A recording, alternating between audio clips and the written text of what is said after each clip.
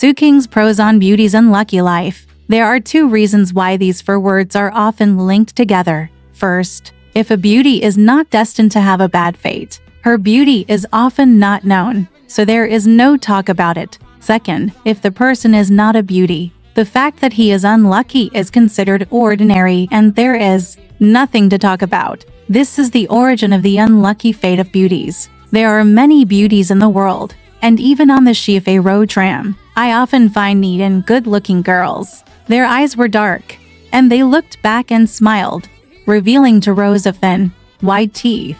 I thought, this is really beautiful. If there is a noble prince in the same car and falls in love with her, the girl's reputation will spread throughout Shanghai, the whole China, and even the whole world. It's a pity that the noble prince will never come to build the tram with us, nor will the brave warriors, wealthy officials, and gentry. The chances of becoming famous are so rare, and even if they are available, they are only for romantic poets. You must know that a good-looking woman grows up in an ordinary family and lives an ordinary life all her life. Then she will never become famous, and no one will ever print black words on white paper and praise her as beautiful. By chance, she must have fallen in love with a man of status, who grabbed her, made her a part of his life. The peonies and green leaves complemented each other. She became famous because of him, and he also became famous because of him. The story spread about her. If a beauty is not promoted by emperors,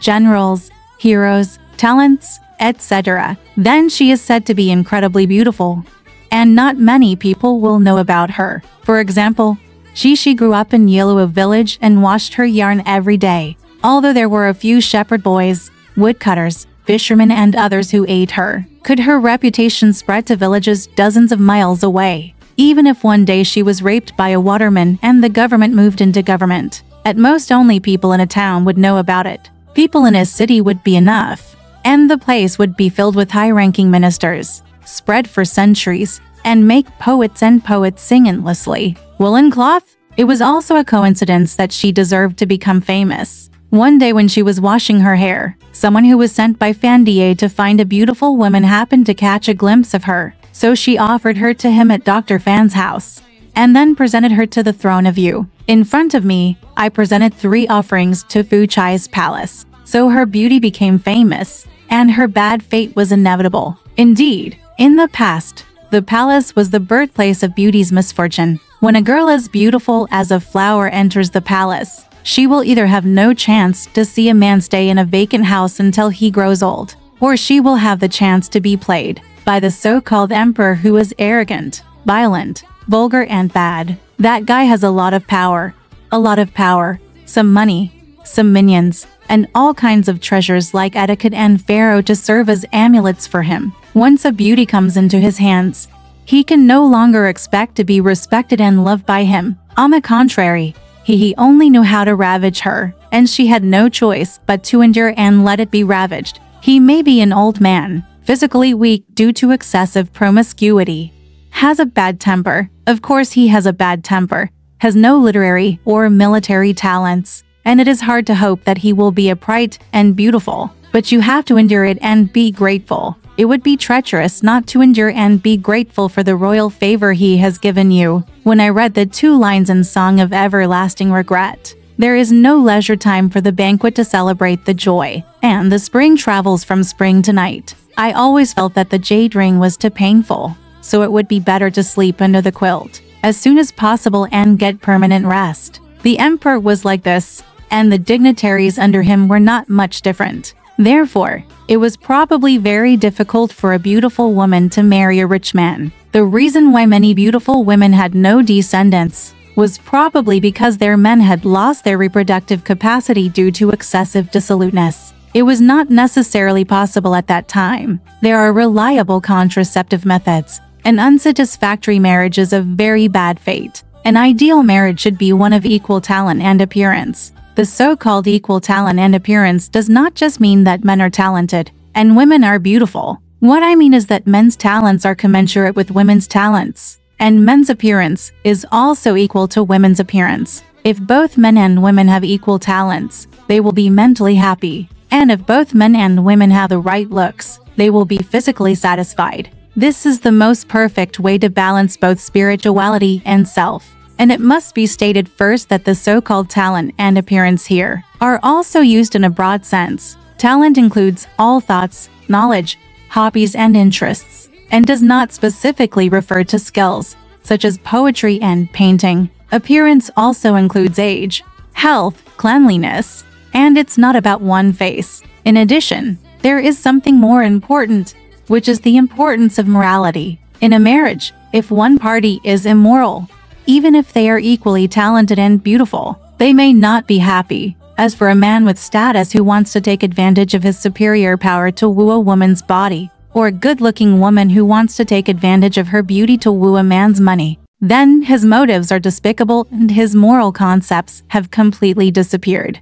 There is no point in talking about it. What about true love and happiness? It's a pity that many women are unable to see this, which is another reason why beauties have a bad life. Beauty is often associated with youth, and it is also true that young women often lack experience and knowledge. Since you lack knowledge and experience, you will naturally fall for the bait and be deceived, leaving you with no regrets. Beauty and thinking are often inversely proportional. People who don't think can easily look young and good-looking if they eat, sleep, run and jump. Most men praise her good looks but don't mention her ignorance. Sometimes they say that ignorance can make her look more charming and cute. In fact, I don't know how many women have been harmed by this sentence, so they only want to be charming and naive, and they don't dare to use their brains. As expected, after becoming a beauty, bad luck is inevitable. This is a mistake that beauty cannot think about. If a beauty cannot think and is unwilling to learn, her mind will be narrow and her mind will be dirty. She refused to work hard and only hoped that there would be a ready-made rich man to promote her. So she was jealous when she saw kings, jealous when she saw ministers, jealous when she saw heroes, and jealous when she saw talented men.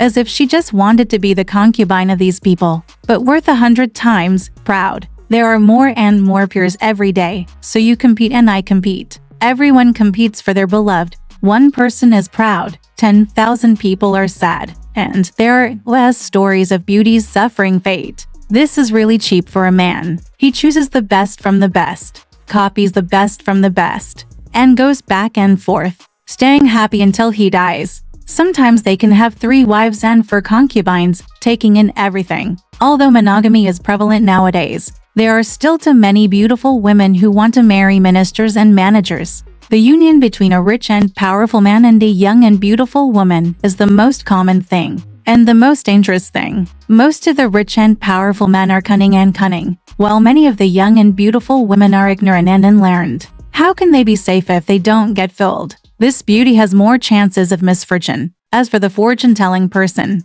if she is not a beauty, no one will talk about it, or no one will sympathize with her when she talks about it, which makes me quite indignant. Maybe I am just such a mediocre person. I only know how to admire the unknown heroes, and also sympathize with another group of women who are not beautiful, but have a bad life, and are even more miserable than those who are beautiful, but have a bad life. For example, let's talk about Tian Bao's legacy. After Yang Guifei died, many people sympathized with her and wrote poems, operas and articles about her because she was so beautiful. In fact, she was licentious and extravagant during her lifetime, and after her death, the emperor was still thinking about her. He created an alchemist to find her ghost, which was considered vain enough. Compared with the concubine Mei who never groomed herself in Nagato town, she was already much happier. However, concubine Mei was also quite beautiful. She danced like a star and illuminated everyone. Therefore,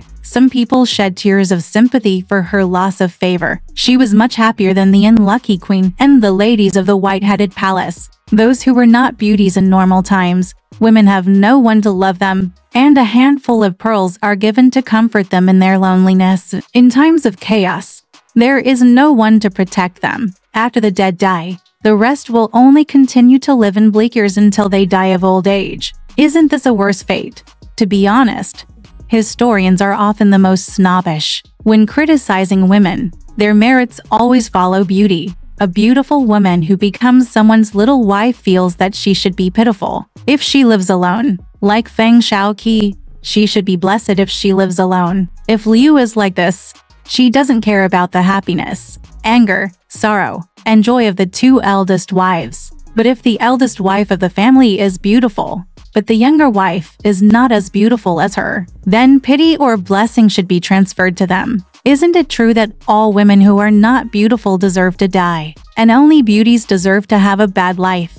Special book. Dramatists understand this truth, so they always choose beautiful women as the protagonists of tragedies, so that they can deceive the audience's sympathy and earn them a lot of tears. For example, the plot is that a man abandons his wife and finds another lover, and the wife commits suicide. The actor who plays Mrs. Lung is much more beautiful than the actor who plays the Qing dynasty. So after she committed suicide, the audience would sigh and say, "How pitiful! A beauty is destined to die." If the actor playing the wife is too ugly, the audience's psychology will change. People who are light-tongued may say, "If it were me, I wouldn't want this yellow-faced woman. If she dies, she will be clean." At that time, the play was no longer a tragedy, but a tragicomedy. The protagonist was the lover. After many twists and turns in her love, she finally removed the obstacles and became a romantic partner. The male protagonist has a lover and becomes a dependent.